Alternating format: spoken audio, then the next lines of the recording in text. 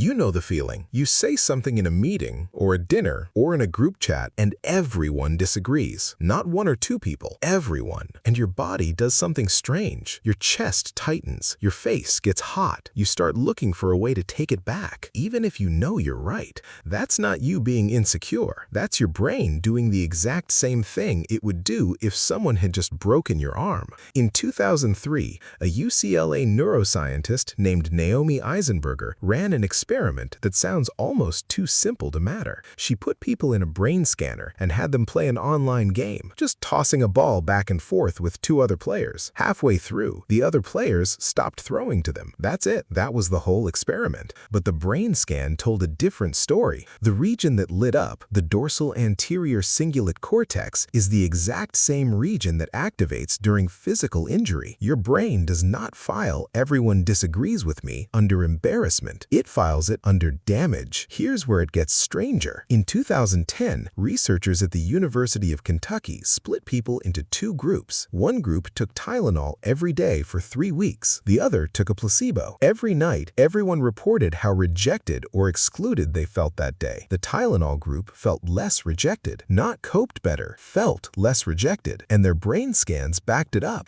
A physical painkiller dulling the pain of being socially outnumbered, because as far as your brain is concerned, pain is pain. It doesn't care where it came from. So why would evolution build something so extreme? For roughly 300,000 years, humans lived in small tribes, 30, maybe 50 people. And if that tribe decided you were wrong or dangerous or just too different, you weren't just uncomfortable, you were cast out, alone, no shelter, no food, no protection from predators. Researchers studying ancient group dynamics found that being permanently pushed out of your tribe was functionally the same as a death sentence. Your brain learned over hundreds of thousands of years that being outnumbered isn't a disagreement, it's an emergency. That program is still installed. It just runs in comment sections now instead of forests. In 1951, a psychologist named Solomon Asch ran an experiment that's still taught today. He showed people two cards, one line, then 3 lines of obviously different lengths. The correct answer wasn't close. Anyone could see it, except everyone else in the room. Actors, though the real subject didn't know that, confidently gave the wrong answer. 75% of real participants went along with it, at least once. 5% caved every single time.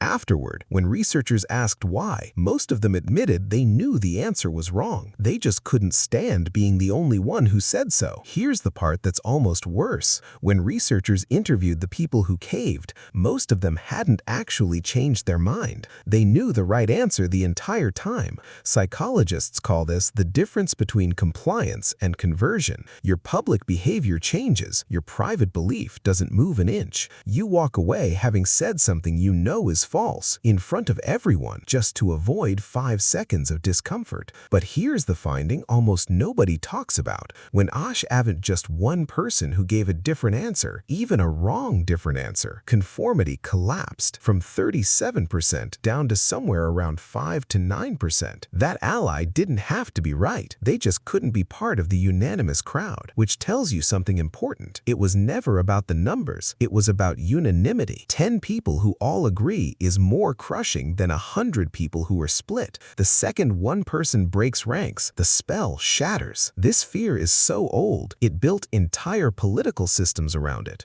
Around 508 BC, Athens, the birthplace of democracy, created a formal process where citizens scratched a name on a piece of broken pottery and voted to exile that person from the city for 10 years. No crime required, no trial, no appeal. If you got the most votes, you had 10 days to pack up and leave. Come back early, and the penalty was death. The world's first democracy didn't just disagree with people. It built a voting machine to make them disappear. Asch's experiment only worked because his subject didn't know the other 7 people were actors. Social media does a structurally identical thing. Algorithms show you content that makes one opinion look unanimous because agreement gets engagement and engagement gets amplified. Psychologists call this the false consensus effect. You start mistaking your feed for reality. The person in Asch's lab at least knew there were only 7 people in the room. Your algorithm is running the same trick with thousands of data points all day, every day, making fringe opinions opinions look like everyone, and your actual views look like the outlier. So the next time you feel that sick, shrinking feeling when a room turns against you, that's not weakness, that's not anxiety, that's not a personal flaw. That's a 300,000-year-old alarm system doing exactly the job it was built for, screaming, "Get back in line," before they throw you out. It doesn't know you're in a meeting, or in a comment section, or in a family dinner. It only knows one thing: everyone disagrees with you. And for most of human history, that meant you were about to die. The feeling is ancient, the situation is modern, and the gap between those two things is the entire problem. If your brain has been running a 300,000-year-old survival program without telling you, subscribe, because there's a lot more of your own mind you haven't met yet.